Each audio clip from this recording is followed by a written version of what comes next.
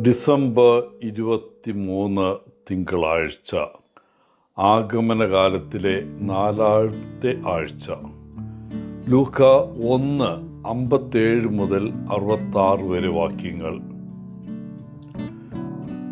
സ്നാപക യോഹന്നാൻ്റെ ജനനത്തെക്കുറിച്ചുള്ള വിവരണമായ ഇന്നത്തെ സുവിശേഷ വായനയിലെ പ്രധാന കഥാപാത്രം എലിസബത്താണ്. നമുക്കറിയാവുന്നതുപോലെ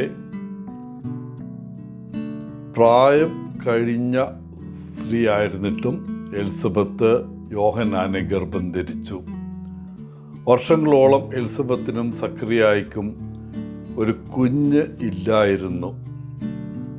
അവർ ഒരു കുഞ്ഞിനായി അത്യധികം ആഗ്രഹിച്ചിരുന്നു.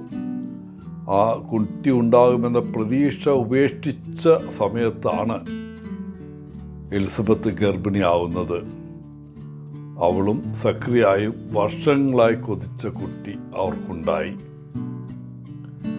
ദൈവം ഒടുവിൽ തങ്ങളുടെ പ്രാർത്ഥനകൾ കേട്ടുവെന്ന് എലിസബത്തിനും സക്കറിയായ്ക്കും മനസ്സിലായി. അന്നേരം അവർ അനുഭവിച്ചിരിക്കേണ്ട വികാരങ്ങളൊന്ന് സങ്കല്പിക്കുക. സന്തോഷം, അത്ഭുതം, നന്ദി. എത്ര അത്ഭുതകരവും അപ്രതീക്ഷിതവുമായ സമ്മാനം.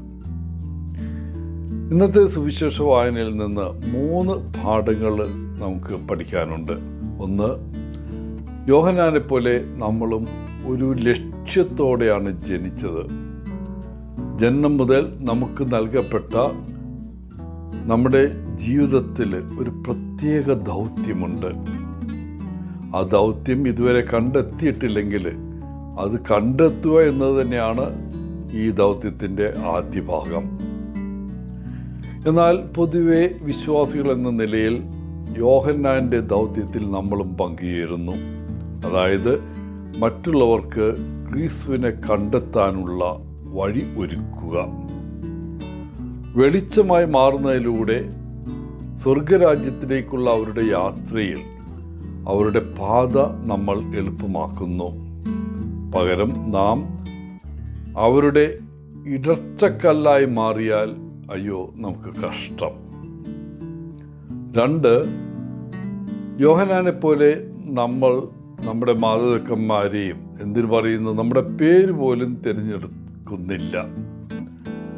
നമ്മൾ ആരാണെന്ന് അംഗീകരിക്കാൻ നമ്മെ പഠിപ്പിക്കുകയും നമ്മുടെ മാതാപിതാക്കളെയും മറ്റുള്ളവരെയും അവർ ആരാണെന്ന് സ്നേഹിക്കാൻ നമുക്ക് സാധിക്കുകയും വേണം.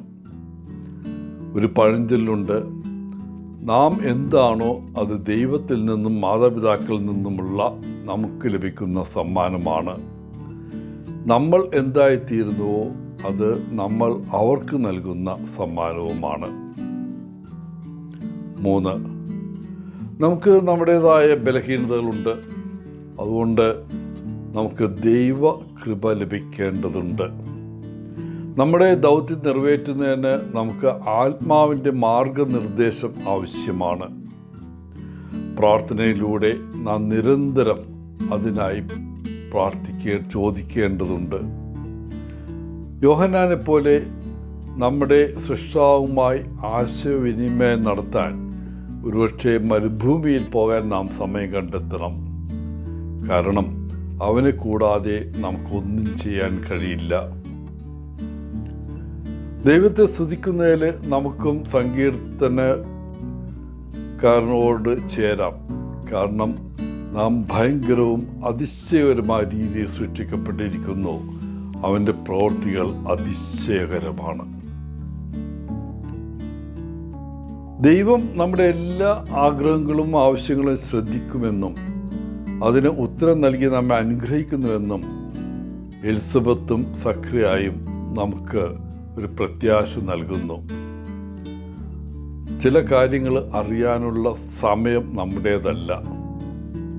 ഇതെല്ലാം എങ്ങനെ സംഭവിക്കുമെന്ന് മനസ്സിലാക്കേണ്ടത് നമ്മുടെ ഭാഗവുമല്ല. നമ്മുടെ ഭാഗം പ്രാർത്ഥിക്കുകയും വിശ്വസിക്കുകയും ചെയ്യുന്നതാണ്. എല്ലാവർക്കും നല്ലൊരു ദിനം ആശംസിച്ചുകൊണ്ട് ഒത്തിരി സ്നേഹത്തോടെ പോളച്ചൻ CSSR ഫ്രം Kerala.